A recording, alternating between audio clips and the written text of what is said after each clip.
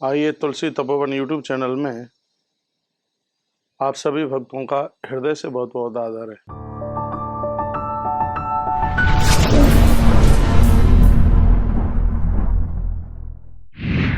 इस वीडियो में हम ये श्रवण कर रहे हैं अजाय एकादशी की महिमा और इस व्रत की विधि। ये सुन लीजिए। सबसे पहले तो मैं आपको निवेदन कर दूं कि आज अजाय एकादशी है। आज 3 सितंबर और दिन शुक्रवार 2021 का वह पावन समय है जहाँ भगवान श्री कृष्ण युधिष्ठिर को कहते हैं, राजन, इस एकादशी के करने से हजारों हजारों अश्वमेध यज्ञ करने का सौभाग्य प्राप्त हो जाता है। ये एकादशी, इस एकादशी को व्रत पूजा कैसे करें? सुबह भोर में थोड़ा जल्दी से आप जागिएगा और इसमें घृत में हल्दी मिला करके भगवान को आप स्नान कराइएगा और विष्णु सहस्रनाम का पाठ कीजिएगा। जान अनजान में जो भी अपराध हुए हैं ऐसे समाप्त हो जाएंगे जैसे माचिस की तीली से कपूर समाप्त होता है। इससे ऋण मुक्ति होती है, किसी भी प्रकार का कष्ट है उसकी निवृत्ति होती है। धर्मराज युधिष्ठिर ने भगवान कृष्ण को कहा था कि प्रभु, मेरे ऊपर जैसे कष्ट पड़े हैं, विपदा पड़ी है, क्या ऐसी विपदा मुझसे पहले भी किसी के ऊपर आई थी? तब भगवान श्री कृष्ण ने सत्यवादी राजा हरिश्चंद्र की कथा का वर्णन किया और कहा, राजा हरिश्चंद्र अपनी पत्नी के साथ ऐसी स्थिति में जब श्री विश्वामित्र जी ने उनका सब कुछ ले लिया था और फिर भी वह कुछ दक्षिणा का स्वर्ण चुकाने में असमर्थ थे, तो वह अपनी पत्नी और पुत्र को लेकर के काशी में पहुंचे। काशी के बीच चौराहे पर उन्होंने आवाज लगाई कि कोई मेरी पत्नी को, कोई मेरे पुत्र को ले ले।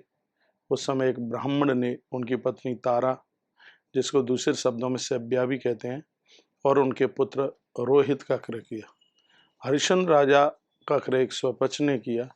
उनके ऊपर इतनी दिक्कत और इतनी परेशानी चल करके आई। पुराणों के अंतर्गत वर्णन किया गया है कि धोखे में, अनजान में उनसे भादों के कृष्ण पक्ष की, जो कि यह एकादशी जन्माष्टमी के हाल ही बाद में आती है, और उनके द्वारा यह व्रत हुआ है। और ये इस व्रत का इतना बड़ा प्रभाव था, कष्ट की निवृत्ति हो गई।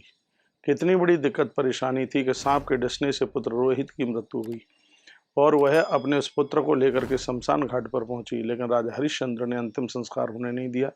कहा कि मैं नौकरी कर रहा हूं और मालिक का आदेश है, जब तक उसका टका कर में ना आ जाए तब तक किसी अर्थी को जलने नहीं देना है।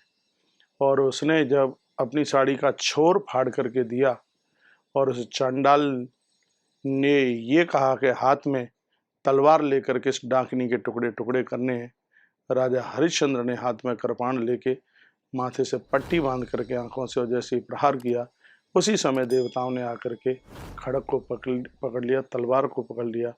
कहा, हरिश्चंद्र समूह राजा, न भूतो न भविष्यति। ये श्लोक श्रीमद् देवी भागवत का है। स्वयं देवताओं ने कहा था कि राजन, तुमसे अजाय एकादशी हुई है, उसके परिणाम में हम तुम्हारे सन्मुख चल करके आए हैं। इस अजाय एकादशी का व्रत करने वाले व्यक्ति के जीवन में किसी भी प्रकार का दुख, परेशानी और आपदा नहीं रहती।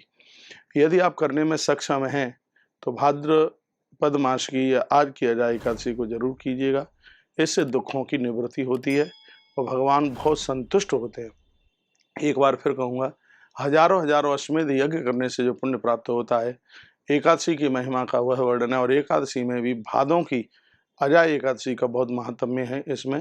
इसमें पूरे दिन भूखा रहा जाए और शाम के समय में बस एक बार फलाहार लिया जाए तो इस 11 का और ज़्यादा प्रभाव पड़ जाता है। वैसे हर एकादशी में ये होना चाहिए कि दिन भर में आप पूजा कीजिएगा, जप कीजिए और संध्या का सूर्य भगवान को दीपक जला करके उन्हें वंदन प्रणाम करके और उसके बाद में एक बार फलाहार ले लीजिए, तो वह एकादशी की महिमा बहुत ज़्यादा है।